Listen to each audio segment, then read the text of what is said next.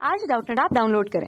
Doubtnut पर अपने सभी गणित, रसायन विज्ञान, भौतिक विज्ञान और जीव विज्ञान के डाउट्स का करो सफाया। बस प्रश्न की फोटो खींचो, एक ही प्रश्न को क्रॉप करो और तुरंत वीडियो सोल्यूशन पाओ। अभी डाउनलोड करें। दोस्तों, हमारे सामने यहाँ प्रश्न दिया है कि सिद्ध कीजिए कि बिंदु a cos की घात 3 अल्फा तथा a sin की घात 3 अल्फा से होकर जाने वाली रेखा x tan अल्फा धन y बराबर a sin अल्फा पर लंब रेखा का समीकरण x cos अल्फा ऋण y sin अल्फा धन a cos 2 अल्फा है। ये हमें सिद्ध करना है।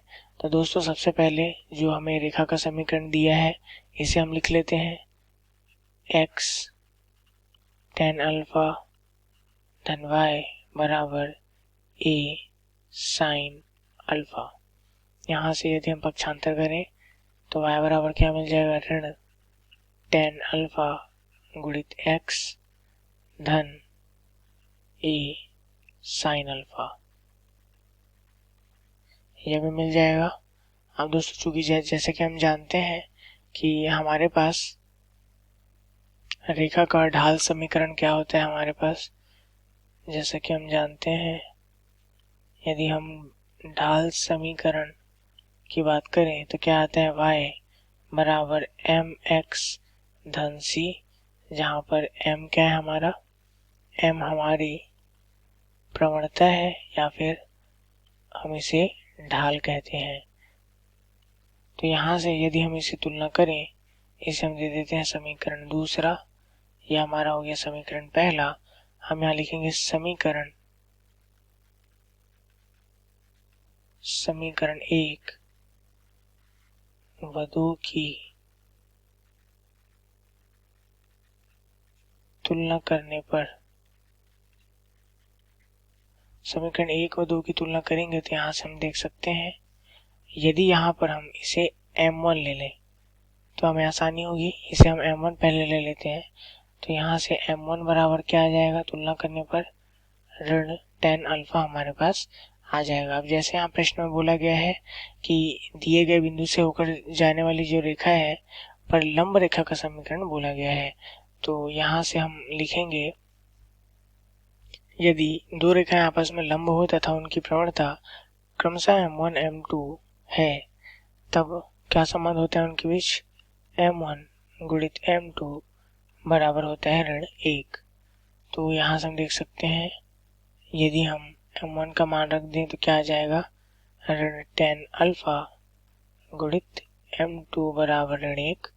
पक्षांतर करने पर हमारे पास आ जाएगा m2 बराबर ऋण 1 बटे ऋण tan अल्फा।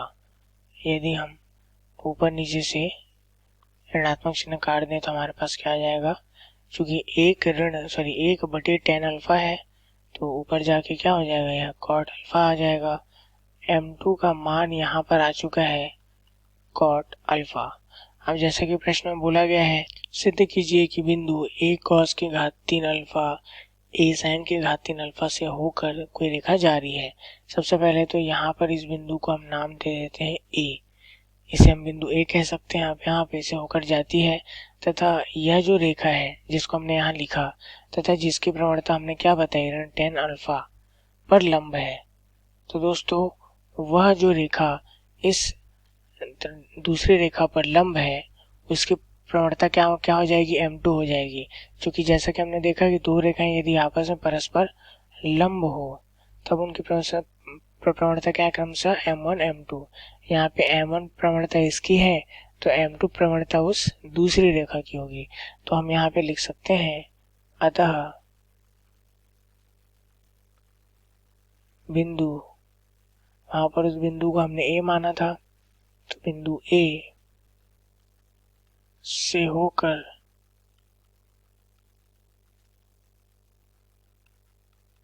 जाने वाली तथा दिया हुआ जो रेखा हमारे पास है उसको हमने समीकरण 1 लिखा था। तो रेखा 1 से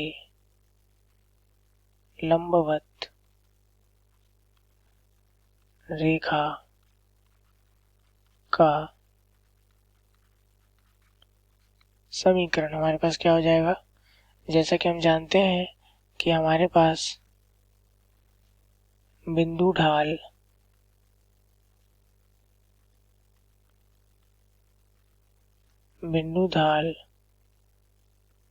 समीकरण, ऐसे हम लिखेंगे रेखा का बिंदु ढाल समीकरण की यदि हम बात करें तो हमारे पास क्या आ जाता है, हमारे पास आता है y ऋण y1 बराबर m गुणित x ऋण x1। यहाँ पर यह बिंदु x1 y1 से होकर जा रही है तथा इसकी ढाल क्या है, m है। तो यहाँ पे x1 y1 हम यहाँ पर मान लेते हैं बिंदु A के निर्देशांक को तथा यहाँ पर m की जगह हम मान लेते हैं m2। तो यहाँ से हम लिखेंगे x1 का मान क्या है, a cos की घात 3 अल्फा, a cos की घात 3 अल्फा। y1 का मान क्या है, a sin की घात 3 अल्फा, a sin की घात 3 अल्फा। और यहाँ से m का मान क्या है, m2 है। चूंकि m2 इसलिए है क्योंकि जो दी गई रेखा है उस पर यह जो रेखा है वह क्या है, लंब है, और m1 m2 एक दूसरे के लंबवत रेखाओं की प्रवणता है। तो इस प्रकार हमने m2 ले लिया। अब यहाँ से हमारे पास क्या आ जाएगा, y ऋण y1 का मान a sin की घात 3 अल्फा बराबर m का मान m2 का मान क्या है, cot अल्फा गुणित x ऋण x1 का मान a cos की घात 3 अल्फा। इस प्रकार हमारे पास क्या आ जाएगा, y ऋण a sin की घात 3 अल्फा बराबर cot अल्फा गुणित x ऋण cot अल्फा गुणित a cos की घात 3 अल्फा। अब यहाँ हम क्या कर सकते हैं, यहाँ पे हम x और y के पदों को एक तरफ तथा अचर राशि को एक तरफ ले जाते हैं। तो यहाँ से हमारे पास क्या आ जाएगा, यह अचर राशि इसको इस तरफ ले जाएंगे तो आ जाएगा cot अल्फा गुणित a cos की घात 3 अल्फा ऋण a sin की घात 3 अल्फा बराबर बराबर cot अल्फा गुणित x ऋण y। ये हमारे पास आया। अब यहाँ पे हम क्या कर सकते हैं, यहाँ पे हम cot को, ये हमारे पास cot अल्फा दिया है तो इसे हम cos अल्फा बटे sin अल्फा के रूप में लिख सकते हैं। तो हम इसे इस रूप में लिख लेंगे यहाँ पर। तो हमारे पास क्या आ जाएगा, cos अल्फा बटे sin अल्फा गुणित a cos की घात 3 अल्फा ऋण a sin की घात 3 अल्फा बराबर cos अल्फा बटे sin अल्फा गुणित x ऋण y। ये हमारे पास आ जाएगा। पूरे समीकरण में यदि sin अल्फा का गुणा करें तो हम लिखेंगे sin अल्फा का गुणा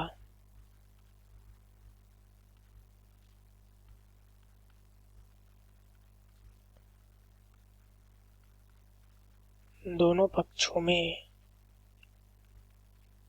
करने पर, तो हमारे पास क्या आ जाएगा, यहाँ से sin अल्फा का गुणा कर देंगे तो यहाँ sin से sin कट जाएगा, बच जाएगा cos अल्फा गुणित a cos की घात 3 अल्फा ऋण, यहाँ पे क्या आ जाएगा, sin अल्फा का गुणा हो जाएगा तो sin की घात 4 अल्फा बराबर यहाँ पे भी sin से गुणा हो जाएगा तो cos अल्फा x ऋण, यहाँ पे हमारे पास क्या आ जाएगा, sin अल्फा y। इस प्रकार हमारे पास आ जाएगा।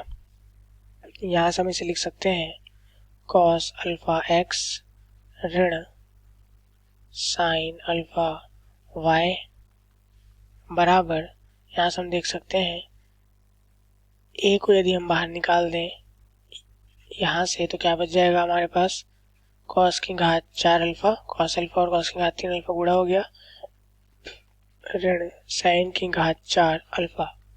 यहाँ पे जिस प्रकार हमें समीकरण दिया सिद्ध करने के लिए x cos अल्फा ऋण y sin अल्फा बराबर a cos 2 अल्फा है, तो इन पदों में हमें लाना है। तो ये देखते हैं कैसे ला सकते हैं।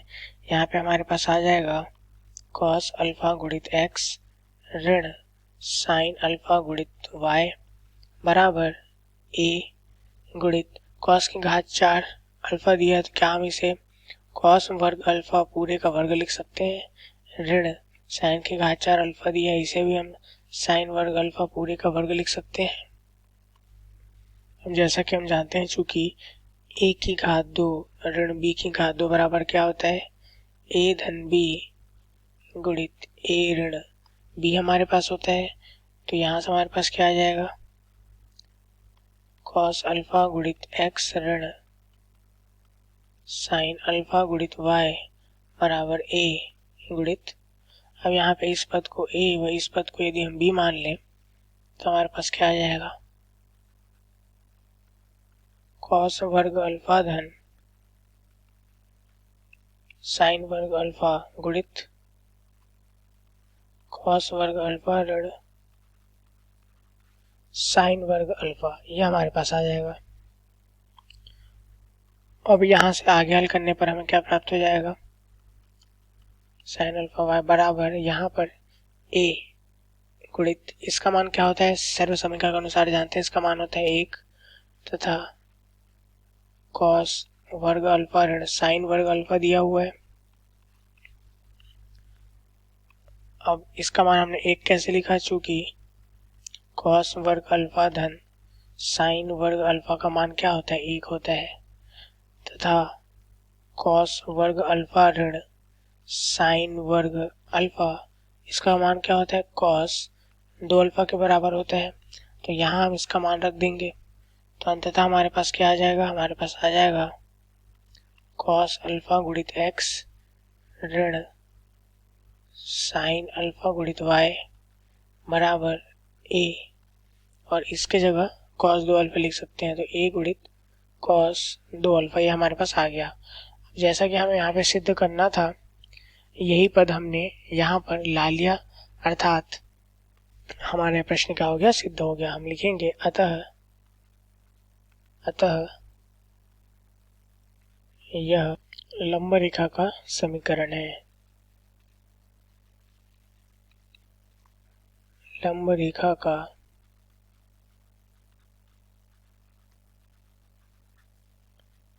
समीकरण है। तो उम्मीद है आप लोग को यह सवाल समझ में आया होगा। धन्यवाद। कक्षा 6वीं से 12वीं से लेकर नीट, IIT, JEE वो एडवांस के लेवल तक 1 करोड़ से ज्यादा छात्रों का भरोसा। आज ही डाउनलोड करें डाउटनेट ऐप या व्हाट्सएप करें अपने सारे डाउट्स 8400 400 400 पर।